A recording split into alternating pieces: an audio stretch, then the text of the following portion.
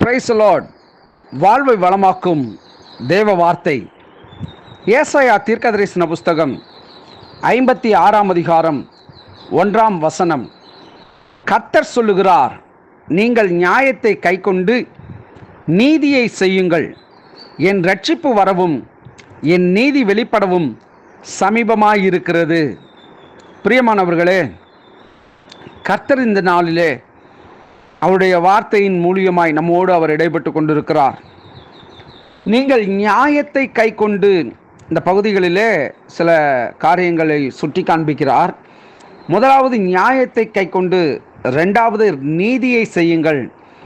என் இரட்சிப்பு வரவும் என் நீதி வெளிப்படவும் சமீபமாய் இருக்கிறது என்று கர்த்தர் இங்கே பதிவிட்டிருக்கிறதை, இந்த வார்த்தை பதிவிட்டிருக்கிறதை நாம் பார்க்க முடிகிறது. விசேஷமாய் இந்த நாளிலே நியாயத்தை கை கொண்டு தேவ பிள்ளைகளாகிய நாம் நீதி நியாயங்களை பின்பற்றுகிறவர்களாக காணப்பட வேண்டும். சங்கீதம் 24 4 முதல் 6 வசனங்கள் இப்படியாய் சொல்லுகிறது. கைகளில் சுத்தமுள்ளவனும் இருதயத்தில் மாசில்லாதவனுமாயிருந்து தன் ஆத்துமாவை மாயைக்கு ஒப்புக்கொடாமல் கபடாய் ஆணையிடாமலும் இருக்கிறவனே, அவன் கர்த்தரால் ஆசீர்வாதத்தையும் தன் இரட்சிப்பின் தேவனால் நீதியையும் பெறுவான். இதுவே அவரை தேடி விசாரித்து அவருடைய சமூகத்தை நாடுகிற யாக்கோபு என்னும் சந்ததி. இங்கே சேலா என்று சொல்லப்பட்டிருக்கிறது. இரண்டாவது முறை அந்த 6வது வசனத்தை வாசிக்கிறேன். இதுவே அவரை தேடி விசாரித்து அவருடைய சமூகத்தை நாடுகிற யாக்கோபு என்னும் சந்ததி என்று சொல்லப்பட்டிருக்கிறது. பிரியமானவர்களே, இந்த ஏசாயா 56:1 நாம் வாசித்தபடி, நீங்கள் நியாயத்தை கைக்கொண்டு நீதியை செய்யுங்கள். என் இரட்சிப்பு வரவும் என் நீதி வெளிப்படவும் சமீபமாயிருக்கிறது என்பதை நாம் இந்த வாக்கியத்தை கடைபிடிக்க வேண்டும். நம்முடைய வாழ்விலே நாம் கூடுமான மட்டும், அப்படி என்றால் முடிந்தவரை என்று மாத்திரம் நாம் இதை சொல்லக்கூடாது. முடிவு வரை நாம் நியாயத்தை கைக்கொள்ளுகிறவர்களாகவும் நீதியை செய்கிறவர்களாகவும் நாம் காணப்பட வேண்டும்.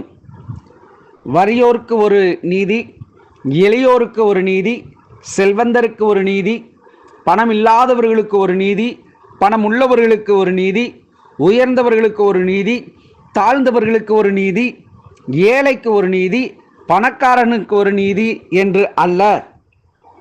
தேவனுடைய பார்வையிலே எப்படி தராசானது சமமாய் இருக்கிற ஒரு நிலையை அடைகிறது போல, நியாயத்தை கை கொண்டு நடக்கிறவர்கள் எந்த சூழ்நிலையிலேயும் அவர்கள் பிசகாமல், வழி விலகாமல், யாரையும் அவர்கள் முகதாட்சிணியம் பார்க்காமல், கர்த்தருக்கு பயந்து நீதியை செய்கிறவர்களாக காணப்பட வேண்டும்.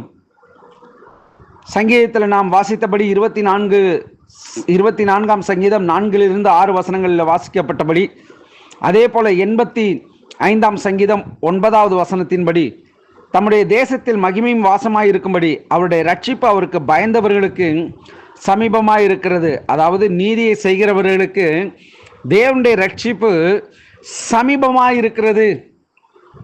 தேவன் நல்லவராகவே இருக்கிறார். பிரியமானவர்களே, இந்த நாளிலே தேவனுடைய வசனங்களை, தேவனுடைய நியாயத்தையும் நீதியையும் நாம் கை கொண்டு அவருடைய இரட்சிப்புக்கு நாம் பாத்திரவான்களாக, தேவனுடைய நீதி எங்கும் வெளிப்படும்படியாக கனி கொடுக்கக்கூடிய ஒரு நல்ல மரங்களாக நாம் காணப்பட வேண்டும். இந்த உலகத்தின் ஆசாபாசங்கள், இச்சைகளை வெறுத்து தேவனுக்கு பிரியமாய் நாம் காணப்படுகிற பொழுது, நான் மறுபடியும் சொல்கிறேன், சங்கீதம் 24 4 முதல் 6 வசனங்களை, கைகளில் சுத்தமுள்ளவனும் இருதயத்தில் மாசில்லாதவனுமாயிருந்து தன் ஆத்துமாவை மாயைக்கு ஒப்புக்கொடாமலும் கபடாய் ஆணையிடாமலும் இருக்கிறவனே, அவன் கர்த்தரால் ஆசீர்வாதத்தையும் தன் இரட்சிப்பின் தேவனால் நீதியையும் பெறுவான்.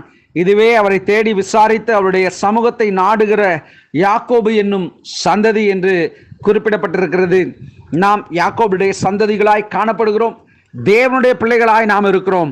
ஆகவே நம்முடைய வாழ்விலே நாம் எங்கும் எதிலும் சுத்தமுள்ளவர்களாக, உண்மை உள்ளவர்களாக, மாசில்லாதவர்களாக காணப்பட்டு தேவனுடைய ராஜ்யத்தை நாம் கட்டுவோம். கர்த்தர் தாமே நம்மை ஆசீர்வதிப்பாராக. God bless you.